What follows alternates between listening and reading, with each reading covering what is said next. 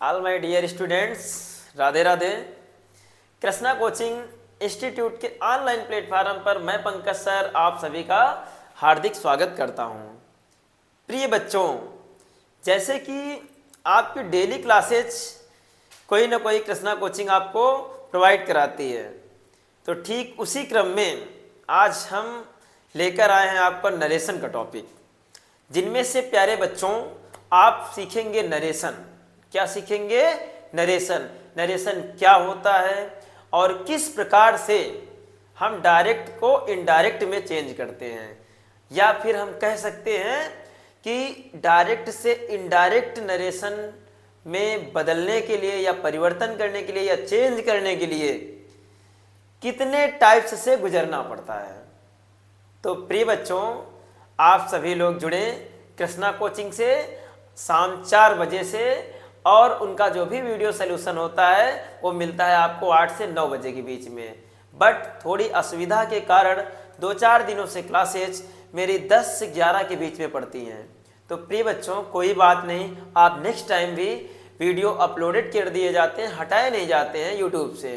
तो प्यारे बच्चों, आप जुड़े कृष्णा कोचिंग इंस्टीट्यूट से, ताकि आप अपना यूपी बोर्ड का सपना करें पूरा, यानी कि जो हम लोगों ने ठाना है कि 95 प्लस लाना है, हमने अब ठाना है 90 प्लस लाना है। तो प्यारे बच्चों, आप सभी के लिए आज हम फिर से लाने वाले हैं एक क्लास, जो क्लास है आपका नरेशन। तो प्रिय बच्चों, जैसा कि आपके सामने हम लोगों ने लिया है टॉपिक नरेशन। नरेशन क्या होते हैं और किस प्रकार से हम इन्हें समझेंगे। तो प्रिय बच्चों, नरेशन को समझने के लिए सबसे पहले मुझे ये पता होना चाहिए ये नरेशन होता क्या है। नरेशन होता क्या है? तो प्यारे बच्चों, नरेशन को हिंदी में कहते हैं कथन। क्या कहते हैं बच्चा? कथन। ठीक है। और नरेशन का दूसरा नाम स्पीच। अब बात आती है कि ये डायरेक्ट नरेशन क्या होता है, इनडायरेक्ट नरेशन क्या होता है। तो भाई, नरेशन वो चीज होती है कि हम डायरेक्ट यानी प्रत्यक्ष किसी बात को हम उसे कई प्रकारों से बता सकते हैं, यानी कि दूसरे प्रकार से हम इसको व्यक्त कर सकते हैं। तो प्रिय बच्चों, हम सबसे पहले जानते हैं ये डायरेक्ट नरेशन क्या होता है। तो बच्चा, डायरेक्ट नरेशन को हम हिंदी में कहते हैं प्रत्यक्ष कथन। क्या कहते हैं प्यारे बच्चों? प्रत्यक्ष कथन। क्या कहते हैं बच्चा? प्रत्यक्ष कथन। प्रत्यक्ष कथन का मतलब होता है सीधा बोल देना। ठीक है। अब बात आती है कि सर हम इसे पहचानेंगे कैसे। तो आपने देखा होगा आपका सेंटेंस इस प्रकार का होता है, ये कामा लगा होता है और ये इन्वर्टेड कामा बिगिन और इन्वर्टेड कामा क्लोज, यानी कि इसे हम बोलते हैं इन्वर्टेड कामा बिगिन। यानी कि हमारे जो इन्वर्टेड यानी उद्धरण जो चिन्ह होते हैं, इनको हम हिंदी में उद्धरण चिन्ह कहते हैं। तो ये शुरुआत के होते हैं इन्वर्टेड कामा बिगिन, और ये जो इस प्रकार यहाँ से ऐसे जुड़े होते हैं, इनको हम बोलते हैं inverted comma close. Inverted commas closed. तो प्यारे बच्चों, इस प्रकार अब बात आती है कि सर हम लोग ये तो जानते हैं, इसको क्या बोलते हैं, इसको क्या बोलते हैं। तो प्यारे बच्चों, जो कामा के पहले होता है उन्हें बोलते हैं रिपोर्टिंग वर्ब। Reporting verb. और इसे बोलते हैं रिपोर्टेड स्पीच। Reported speech. अब बात आती है कि हम रिपोर्टिंग वर्ब क्या है और रिपोर्टेड स्पीच क्या है, इसको समझने के लिए हम जानते हैं कि रिपोर्टिंग जो वर्ब होती है, ये बेटा एक स्पीकर होता है। क्या होता है? स्पीकर। क्या होता है बेटा? स्पीकर। यानी जो हमारा ये वक्ता होता है, वक्ता यानी कहने वाला, ये क्या होता है बेटा? कहने वाला। और ये वक्ता की कही हुई क्या होती है, बात होती है। जो रिपोर्टेड स्पीच होता है ये वक्ता की कही हुई बात होती है, वक्ता की कही हुई या क्या होती है बच्चा, कही हुई ये बात होती है। तो मुझे लगता है कि आप लोग इसका इंट्रोडक्शन के माध्यम से, इसे हम इसको बोल सकते हैं इंट्रोडक्शन। क्या बोल सकते हैं, इंट्रोडक्शन। इंट्रोडक्शन का मतलब होता है प्यारे बच्चों परिचय, यानी कि हम जान चुके हैं कि हमारा नरेशन क्या होता है और नरेशन की क्या रूपरेखा होती है। प्रिय बच्चों, आपको बिल्कुल जीरो लेवल से हम नरेशन सिखाएंगे, यानी कि आपका नरेशन बिल्कुल पूर्ण रूप से समझ में आएगा, यानी बिल्कुल बेसिक से। तो क्लास को देखते रहिए, यानी डायरेक्ट नरेशन, इसे कहते हैं प्रत्यक्ष कथन। और बेटा ये कामा और इन्वर्टेड कामा से मिलकर एक सेंटेंस आपका बना होता है, जिनमें से कामा के पहले वाले को रिपोर्टिंग वर्ब और इन्वर्टेड कामा के जो बीच में लिखी हुई बात होती है उन्हें रिपोर्टेड स्पीच के नाम से जाना जाता है। क्योंकि बेटा ये वक्ता की कही हुई बात होती है, वक्ता क्या होता है, रिपोर्टिंग वर्ब। अब बात आती वहां एक दूसरे से हम कैसे बोले। रिपोर्टिंग वर्ब सिंगल होगी तो प्यारे बच्चों यहाँ पे हम क्या करेंगे, केवल सब्जेक्ट आएगा। अगर ये वक्ता किसी दूसरे से कहेगा तो यहाँ पे ऑब्जेक्ट आ जाएगा। क्या आ जाएगा प्यारे बच्चों, ऑब्जेक्ट आ जाएगा। तो इस प्रकार हम ये समझ चुके हैं कि हमारा डायरेक्ट नरेशन क्या होता है। अब बात आती है कि सर इनडायरेक्ट नरेशन क्या होता है। इनडायरेक्ट नरेशन को बेटा बोलते अप्रत्यक्ष कथन, अप्रत्यक्ष कथन। बात आती है कि सर नरेशन को क्या हम स्पीच लिख सकते हैं, तो जी हाँ, इसको हम स्पीच भी लिख सकते हैं। तो आज हम ये समझे हैं कि हमारा ये नरेशन क्या होता है और इसकी रूपरेखा क्या होती है। अब आगे नेक्स्ट में हम ये सीखते हैं कि कितने टाइप्स होते हैं। सपोज दैट हम ये देखते हैं कि हमारा आगे की कितने टाइप्स से हम इनडायरेक्ट नरेशन को बना सकते हैं। तो नेक्स्ट आते हैं हम डायरेक्ट से इनडायरेक्ट नरेशन कैसे बनाते हैं। प्यारे बच्चों, हम डायरेक्ट से इनडायरेक्ट नरेशन कैसे बनाते हैं, या फिर डायरेक्ट से इनडायरेक्ट नरेशन या स्पीच कितने प्रकार से बनाई जाती है। तो सबसे पहले हम आते हैं अपने टॉपिक पे, कितने प्रकार से बनाया जाता है। तो प्यारे बच्चों, सबसे पहले हमारा आता है ये असर्टिव सेंटेंसेज। असर्टिव सेंटेंसेज यानी कि सिंपल सेंटेंसेज, इसको बेटा हम सिंपल सेंटेंस भी बोल सकते हैं, सिंपल सेंटेंसेज भी बोल सकते हैं। इसको हम डिक्लेरेटिव सेंटेंसेज भी बोल सकते हैं। इसको हम यानी कि पॉजिटिव सेंटेंस भी बोल सकते हैं। तो प्यारे बच्चों, इनको अगर आपसे कहा जाए कि आप इन्हें हिंदी में सर क्या बोलते हैं, तो प्यारे बच्चों हिंदी में इसको स्वीकारात्मक वाक्य बोलते हैं। क्या बोलते हैं, स्वीकारात्मक वाक्य बोलते हैं। क्या बोलते हैं प्यारे बच्चों, स्वीकारात्मक, इसे हम वाक्य बोलते हैं। अब बात आती है इंट्रोगेटिव सेंटेंस क्या होते हैं। इंट्रोगेटिव सेंटेंस को हम बोलते हैं प्रश्नवाचक वाक्य, प्रश्नवाचक वाक्य। अब बात आती है सर ये प्रश्नवाचक वाक्य कौन होते हैं। तो प्यारे बच्चों, प्रश्नवाचक जो वाक्य हमारे होते हैं ये भी 3 टाइप्स के होते हैं, और इनमें सबसे लास्ट में क्वेश्चन मार्क लगा होता है।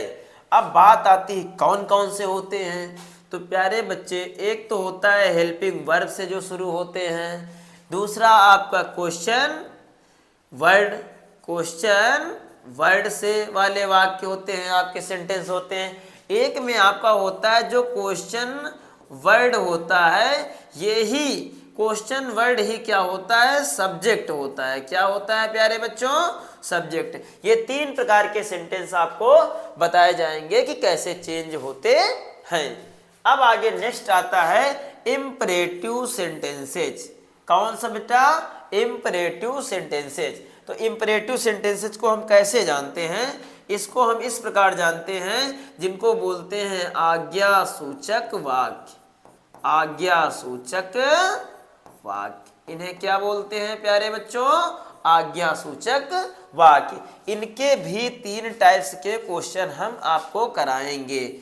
अब बोलो सर कौन कौन से वो होंगे? तो प्यारे बच्चों, एक में आपका आएगा ऑर्डर, रिक्वेस्ट और एडवाइज। ऑर्डर वाले, रिक्वेस्ट वाले और एडवाइज वाले, ये 3 प्रकार के आपके सेंटेंस इसमें होंगे, जिनको हम डायरेक्ट से इनडायरेक्ट बनाना भी आपको बताएंगे। आगे नेक्स्ट आता है आपका एक्सक्लामेटरी सेंटेंसेज, यानी कि एक्सक्लामेटरी सेंटेंसेज यानी इन्हें बोलते हैं विस्मयादि सूचक वाक्य। विस्मयादि सूचक वाक्य, इनकी पहचान होती है लास्ट में आपका ये एक्सप्लेनेशन मार्क लगा रहता है, एक्सप्लेनेशन मार्क्स लगा होता है। अब प्यारे बच्चों, आपके हाई स्कूल लेवल में assertive sentences, interrogative sentences, imperative sentences and exclamatory sentences. बात आती है ऑप्टेटिव सेंटेंस की, ये आपके इंटर लेवल का है, फिर भी इसे हम आपको बताएंगे कि ऑप्टेटिव सेंटेंसेज क्या होते हैं। तो प्यारे बच्चों, ऑप्टेटिव सेंटेंस क्या होते हैं? इन्हें हम कहते हैं इच्छावाचक वाक्य। क्या बोलते हैं? इच्छावाचक वाक्य। इच्छावाचक वाक्य। तो इस प्रकार हम समझते हैं कि डायरेक्ट नरेशन से इनडायरेक्ट नरेशन या डायरेक्ट स्पीच से इनडायरेक्ट स्पीच कैसे बनाते हैं। तो बेटा हमें 5 प्रकार से बनाना बताया गया है। कितने प्रकार से? 5। यानी कि एक आपका असर्टिव सेंटेंसेज या इसे कहो सिंपल सेंटेंसेज, इनको हिंदी में कहते हैं साधारण वाक्य या फिर स्वीकारात्मक वाक्य। अब आगे सेंटेंस में आपको बताया जाएगा कि कैसे इनका यूज हम करते हैं या फिर किस प्रकार से सिंपल सेंटेंस का हम इनडायरेक्ट बनाते हैं। आगे नेक्स्ट आपका इंट्रोगेटिव सेंटेंसेज, इन्हें कहते हैं प्रश्नवाचक वाक्य। और प्रश्नवाचक वाक्य हमारे होते हैं 3 टाइप के, यानी 3 types. First type is helping verb से बिगिन, यानी हेल्पिंग वर्ब से शुरू होते हैं। और नेक्स्ट आपके क्वेश्चन वर्ड वाले, और एक ऐसा सेंटेंस होता है जो क्वेश्चन वर्ड वाला ही आपका सब्जेक्ट होता है, यानी कि सब्जेक्ट उसमें नहीं होता है। सब्जेक्ट का काम आपका क्वेश्चन वर्ड ही करता है। नेक्स्ट आपका आता है इंपरेटिव सेंटेंसेज। इंपरेटिव सेंटेंसेज का मतलब होता है कि आपका आज्ञा सूचक वाक्य। क्या चीज? आज्ञा सूचक वाक्य। इसमें भी बेटा आपके 3 टाइप्स होते हैं। कौन कौन से? ऑर्डर, रिक्वेस्ट एंड एडवाइस, यानी कि आज्ञा, सलाह और प्रार्थना या विनती। बात आती है एक्सक्लामेटरी सेंटेंसेज क्या होते हैं। इन्हें कहते हैं विस्मयादि सूचक या विस्मयादि बोधक। ये इनमें सबसे एक मुख्य पहचान होती है एक्सप्लेनेशन। एक्सप्लेनेशन क्या होता है? एक्सक्लामेटरी सेंटेंस जो होता है एक्सप्लेनेशन मार्क्स होता है। तो प्यारे बच्चों, आपका जो लास्ट आता है ऑप्टेटिव सेंटेंसेज। ऑप्टेटिव सेंटेंसेज इन्हें कहते हैं इच्छावाचक वाक्य। ये भी आपको पढ़ाया जाएगा। तो नेक्स्ट में हम चलते हैं और आगे की ओर बढ़ते हैं। हमारा जो असर्टिव सेंटेंसेज है, क्या सेंटेंस है बेटा? Assertive sentences. इन्हें हम कहते हैं स्वीकारात्मक वाक्य। क्या बोलते हैं? स्वीकारात्मक वाक्य। स्वीकारात्मक वाक्य। बेटा एक फर्स्ट रूल आपका जो होता है, रूल नंबर फर्स्ट। अब बात आती है रूल नंबर फर्स्ट की। हम कैसे इसको सॉल्व करते हैं, हम इसे कैसे सॉल्व करते हैं। पहली चीज प्यारे बच्चों, यदि रिपोर्टिंग वर्ब प्रेजेंट या फिर फ्यूचर टेंस में हो, किसमें हो? प्रेजेंट या फ्यूचर टेंस में हो, तो इनका इनडायरेक्ट नरेशन बनाते समय रिपोर्टिंग वर्ब, क्या बेटा? रिपोर्टिंग वर्ब को टेंस के अनुसार बदलते हैं। टेंस के अनुसार मतलब ये है कि रिपोर्टिंग वर्ब अगर प्रेजेंट या फ्यूचर में है तो उसी हिसाब से हम बदलते हैं, ना कि हमें रिपोर्टेड स्पीच की तरह। तो प्यारे बच्चों आगे कामा और इन्वर्टेड कामा को हटाकर उसके स्थान पर कंजक्शन दैट लगा के आगे रिपोर्टेड स्पीच ज्यों का त्यों लिख देते हैं, ज्यों का त्यों लिख देते हैं।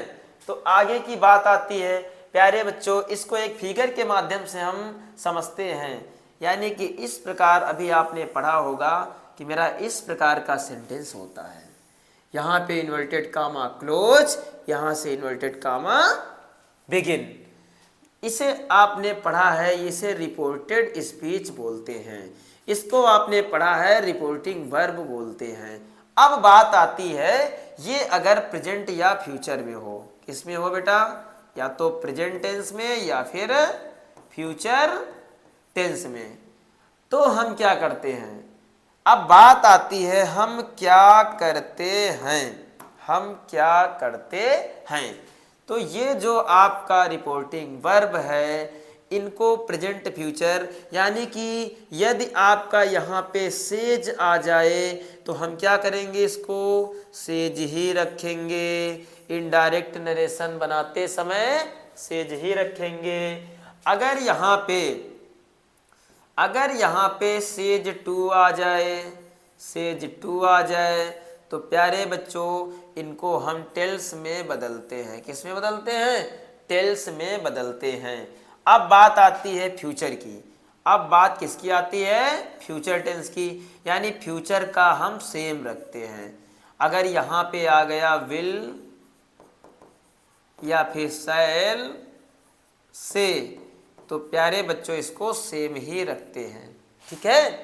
अब बात आती है इसको हम इससे बदल चुके हैं, अब कामा और इन्वर्टेड कामा को, कामा और इन्वर्टेड कामा को हटाते हैं। क्या करते हैं, हटा देते हैं। अब ये हटाएंगे तो ये भी हटाएंगे, यानी इसको भी हम हटा देंगे। अब बात आती है कि सर अब हम हटा के करेंगे क्या, तो प्यारे बच्चों हटा के आप क्या करेंगे, इसकी जगह पे कंजक्शन दैट लगा देंगे। क्या लगा देंगे, कंजक्शन दैट लगा देंगे। और आगे का सेंटेंस ज्यों का त्यों लिख देंगे, ज्यों का त्यों लिख देंगे। यानी कि नो चेंजमेंट, नो चेंजमेंट, चाहे जैसा टेंस हो, चाहे जैसा टेंस हो, इनको हम ज्यों का त्यों लिख देते हैं। अब बात आती है ज्यों का त्यों सर कैसे लिखेंगे, तो ज्यों का त्यों हम लिख देंगे। जैसे फॉर एग्जाम्पल, एक हम एग्जाम्पल लेते हैं कि हम इसे कैसे सॉल्व करते हैं।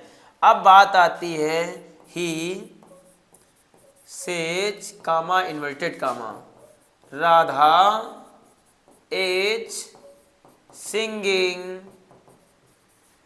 ए स्वीट सॉन्ग, स्वीट सॉन्ग, यानी कि वो कहता है राधा एक मधुर गीत गाती है।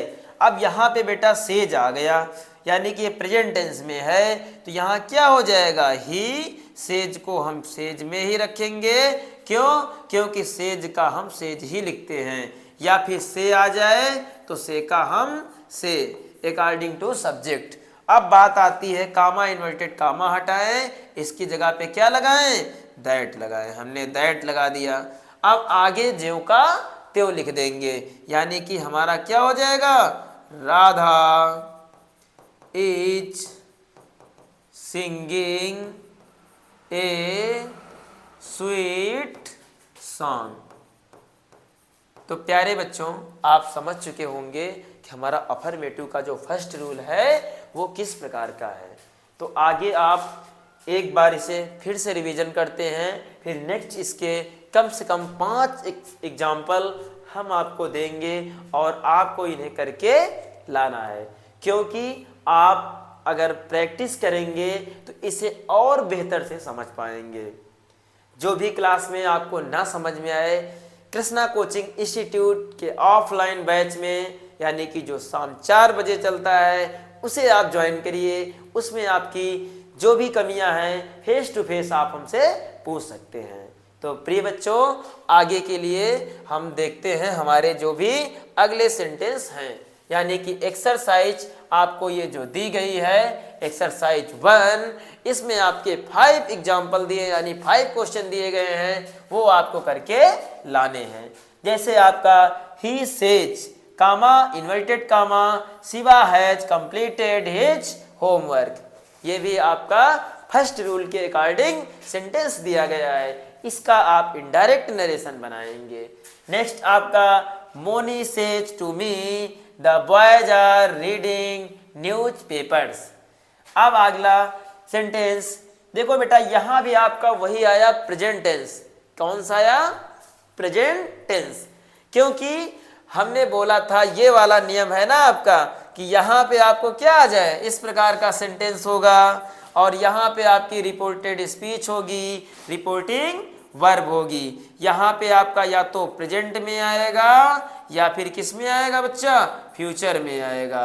यहाँ पे कोई भी सेंटेंस किसी भी टेंस में आ सकता है, इसको हम ज्यों का क्या लिखेंगे? ज्यों का त्यों लिख देंगे, बस इसको कामा और इन्वर्टेड कामा हटा के दैट लगाएंगे। इसी प्रकार he will say comma inverted comma Mahesh did not eat the food. Next आपका 4th number Radha will say Krishna is singing a song. इसी प्रकार का अभी हमने एक सेंटेंस आपको बताया। प्यारे बच्चों 5th number Sita says to me Mohan is playing the cricket, यानी कि प्यारे बच्चों आपको 5 क्वेश्चन दिए गए हैं और ये 5 क्वेश्चन करेंगे, और कभी कोई भी समस्या आ रही है तो आप ऑफलाइन बैच ज्वाइन करिएगा।